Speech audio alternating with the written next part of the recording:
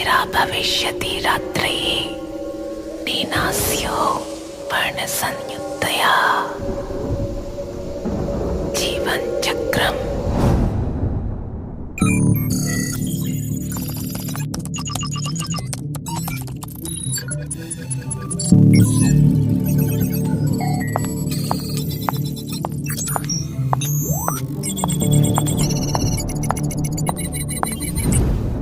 Are you sure? तुम्हारी आखिरी team जो फील्ड में सर्वे के लिए गई थी, उनके 5 लोग इसी एरिया से गायब हुए थे।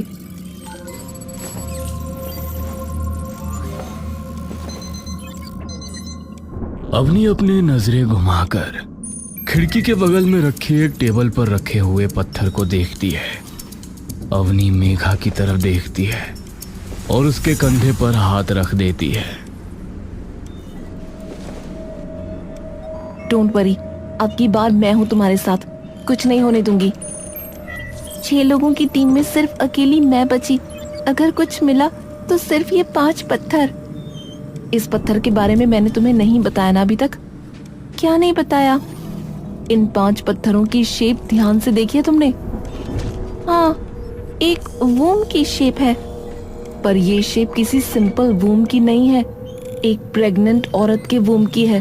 व्हाट? सबको यही लगा कि इन 5 पत्थरों की सिर्फ शेप नॉर्मल है, पर मुझे पता था इन 5 पत्थरों में कुछ और भी छुपा है। तो आपको कुछ मिला? अवनी पत्थर की ओर देखती है और उसके पास चली जाती है और जिस टेबल पर वो पत्थर रखा होता है उसकी ड्रॉअर से एक कागज निकालती है। इन्हें स्कैन किया गया तो इनमें से ना कोई रेडिएशन मिली और ना ही कोई और एनर्जी, पर हम एक चीज चेक करना भूल गए। क्या? Audio frequency. जब मैंने इन पत्थरों को इंफ्रासाउंड डिटेक्टर्स में एनालाइज किया तब उनमें से एक बहुत ही कम फ्रीक्वेंसी की साउंड वेव डिटेक्ट हुई। क्या था उसमें? एक संस्कृत का श्लोक था, वो भी पूरा नहीं सुन पाए, सिर्फ कुछ ही शब्द डिकोड कर पाए। क्या थे वे शब्द?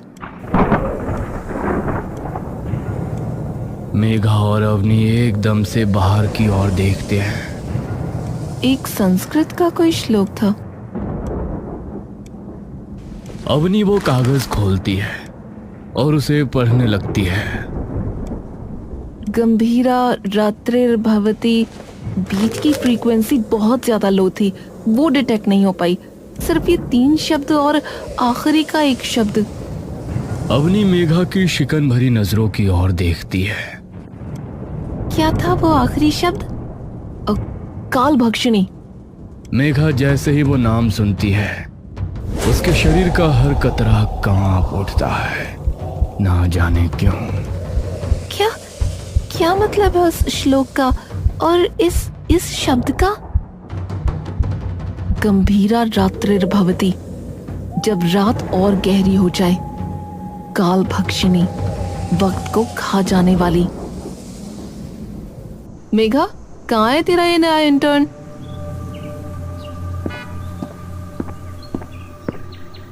आ गया मैम, आ गया।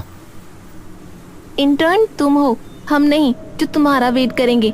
You should be on time. I am so sorry ma'am, वो मैं मंदिर में माथा टेकने के लिए रुक गया था। अवनी एकदम से राहुल की ओर देखती है। तुम भगवान को मानते हो? बस मानता नहीं हूँ, शिव शंभू का भक्त और माता रानी का बेटा हूँ मैम। अरे ये क्या ले आई यार मेघा, माना तेरा बॉयफ्रेंड है, बट कम ऑन। सिर्फ बॉयफ्रेंड है इसलिए नहीं लाई मैम, इसकी ऑब्जर्वेशन स्किल्स बहुत बढ़िया है। पैटर्न्स और अलग चीजों को पहचानना इसके खून में है। इसके पापा बड़े फेमस प्राइवेट डिटेक्टिव थे। अच्छा ठीक है, फिर इससे कहियो कि मुझसे कम ही बात किया करे, फालतू में ऑफेंड हो जाएगा वरना। अरे नहीं, जब काम की बात आती है तो वहाँ ये एकदम सीरियस रहता है। मुझे भी मैम बुला रहा है, आपने देखा ना? हाँ ठीक है। तीनों टैक्सी में बैठकर गूढ़ वन की ओर निकल लेते हैं।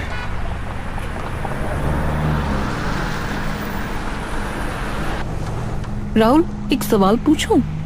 जी मैम, पूछिए ना। तुमने यही रिसर्च क्यों ज्वाइन की? तुम तो इतने अच्छे कॉलेज में हो, डॉक्यूमेंट्री तो और किसी चीज पर भी बना सकते हो। बना तो सकता हूँ, पर मेरे लिए ये ज़्यादा इंटरेस्टिंग है क्योंकि इसमें कुछ नया है। क्या पता कोई नई कहानी मिल जाए, क्या पता कोई नई महागाथा मिल जाए, क्या पता कोई नया भगवान मिल जाए। अवनी कुछ देर राहुल को मुस्कुराकर एक अजीब सी नजरों से देखती रहती है। जुनून है अभी नई चीजों का, कुछ अलग करने का है ना। उम्मीद करती हूँ तुम्हारे मन में हमेशा यही जुनून बना रहे, क्योंकि उम्र का तकाजा ऐसा है कि एक वक्त पर सिर्फ पुरानी बातें याद रहती हैं। राहुल चुपचाप अवनी को देखता रहता है। गाड़ी जंगल के बीचों बीच एक सुनसान सड़क पर आकर रुकती है। तीनों गाड़ी से उतरते हैं। अवनी अपनी जेब से निकालकर कुछ पैसे ड्राइवर को दे देती है। शुक्रिया भैया।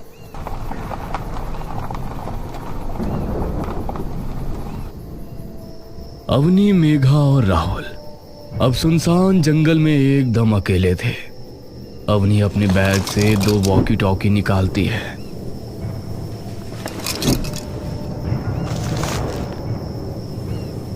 इन्हें अपने पास ही रखना और ज्यादा दूर मत निकल जाना, स्पेशली राहुल।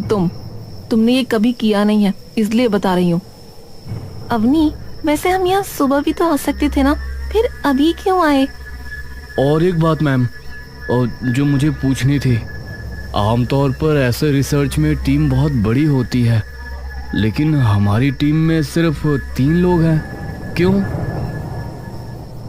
सबसे पहले तो ये कि हम रात को इसलिए आए हैं क्योंकि जैसा कि मैंने तुम्हें बताया, उस पत्थर में से कुछ आवाजें कैप्चर की गईं, जो कि संस्कृत का एक श्लोक था, जिसमें ये कहा गया था कि जब रात और गहरी हो जाएगी तो इसीलिए रात को ही आना चाहती थी मैं।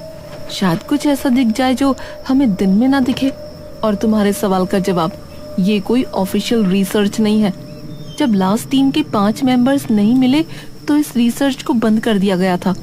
सिर्फ मैं और मेघा ही थे जिन्होंने बाद में ये रिसर्च जारी रखी थी, तो इसीलिए। ओह ठीक है। और कुछ? राहुल और मेघा दोनों नाम में गर्दन हिला देते हैं। Alright then. बोलिए शिव शंकर भगवान की। अवनी और मेघा एकदम से अपने होठों पर उंगली रखती हैं। जागरण में नहीं आए तुम? मैम, किसी भी शुभ काम से पहले भगवान को याद कर लेना चाहिए। इससे पहले जो टीम आई थी ना, वो पूजा पाठ ही करके आई थी। राहुल कुछ नहीं बोलता। तीनों आसपास ही रहना, ज्यादा दूर मत जाना। कोई भी ऐसी चीज जो लगे कि अलग है, contain it and capture it. Rahul अपने बैग से अपना हैंडी कैम निकालता है और उसे ऑन कर लेता है। तीनों जंगल के अंदर निकल जाते हैं। जंगल बहुत ही घना और सुनसान होता है। तीनों धीरे धीरे जंगल की दूरतम गहराई में जाने लगते हैं, जहां बिच्छुआ, हिगोट और कई झाड़ियां घनी होती जा रही थी। रुको, क्या हुआ? यही है ना वो जगह? अपनी अपने पीठ पर टंगे बैग में से एक नक्शा निकालती है और खोल कर देखती है, जिस पर गूढ़ वन लिखा होता है। ठीक कहा। अब एक काम करो, तुम दोनों उस तरफ जाओ और देखो, मैं इस तरफ जा रही हूँ। सेफ नहीं है अवनी, इतनी रात को अकेले ऐसे सुनसान जंगल में। अरे तू चिंता मत करना यार, तुम जाओ। एरिया ज्यादा बड़ा नहीं है तो कवर करने में टाइम नहीं लगेगा। ठीक है, ध्यान से करना जो भी करोगे आप। तुम भी, और ज्यादा दूर मत जाना वरना वॉकी की रेंज नहीं पकड़ेगी। ठीक है।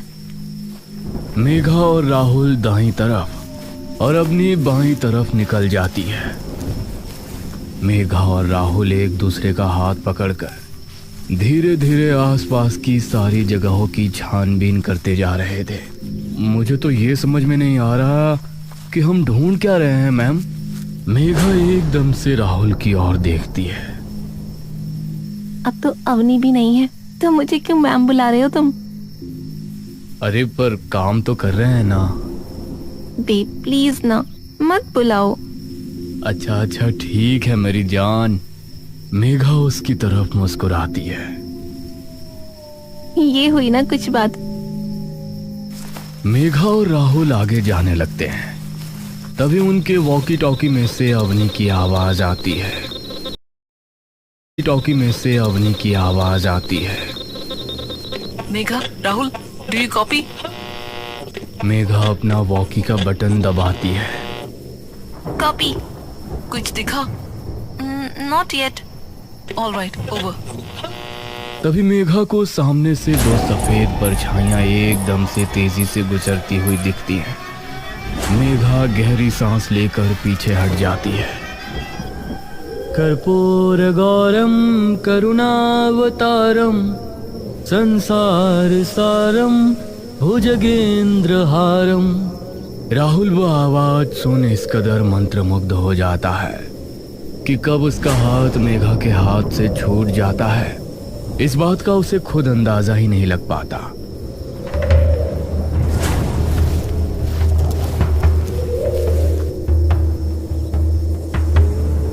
आ जाओ, आओ ना, आओ।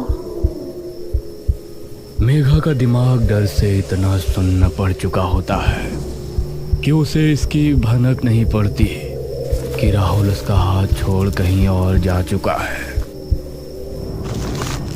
मेघा वॉकी को अपने कानों के पास लाती है और उस आवाज को ध्यान से सुनने की कोशिश करती है। बेटी, आ जाओ ना, आओ। यहाँ तुम्हें कुछ नहीं होगा। आ जाओ मेरे पास। मेघा की आंखें डर के मारे चौड़ी खुल चुकी होती हैं, लेकिन ना चाहते हुए भी उसके पैर उन परछाइयों की ओर बढ़ने लगते हैं। धीरे धीरे मेघा अपनी पलकें उठाकर देखती है कि उसके सामने एक बड़ा सा पीपल का पेड़ है। मेघा धीरे धीरे झाड़ियों को हटाते हुए आगे पहुंचती है, लेकिन जैसे ही वो पेड़ के पास पहुंचती है,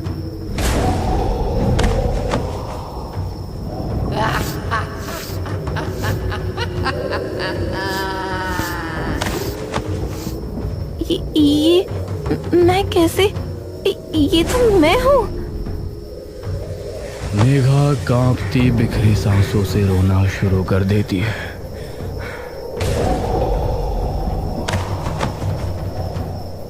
आजा छोरी, तेरे भी बाल आवारों।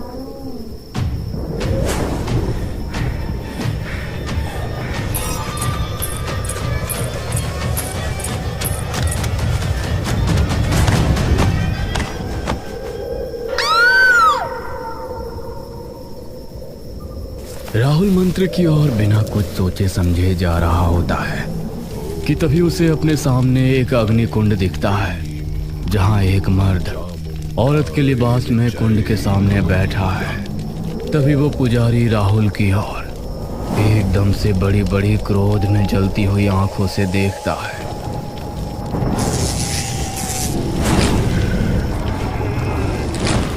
राहुल का शरीर मानो एकदम से बेजान हो जाता है। राहुल वहीं बिखर कर गिर जाता है और जैसे ही वो गिरता है, वो पुजारी जोर से अपनी दैत्य ध्वनि में चिल्ला उठता है, स्वाहा! आहुति संपन्न हुई। अवनी अपने वॉकी टॉकी पर राहुल और मेघा से बात करने की बहुत कोशिश कर रही होती है। Megha, Rahul, do you copy? दूसरी तरफ कोई आवाज नहीं आती। Damn it! अवनी उन्हें ढूंढने के लिए पीछे मुड़ती है कि तभी उसे मेघा के चिल्लाने की आवाज आती है। अवनी मुड़कर उस आवाज की ओर देखती है। जैसे ही वो आवाज के करीब पहुंचती है,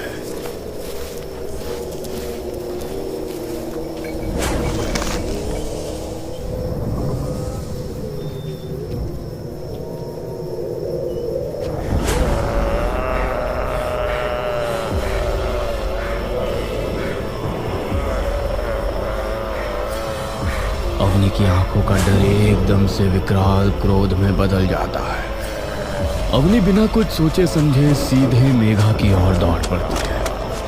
कमीने, छोड़ उसे, छोड़! लेकिन तभी वो एक अंधेरे भरे गड्ढे में गिर पड़ती है।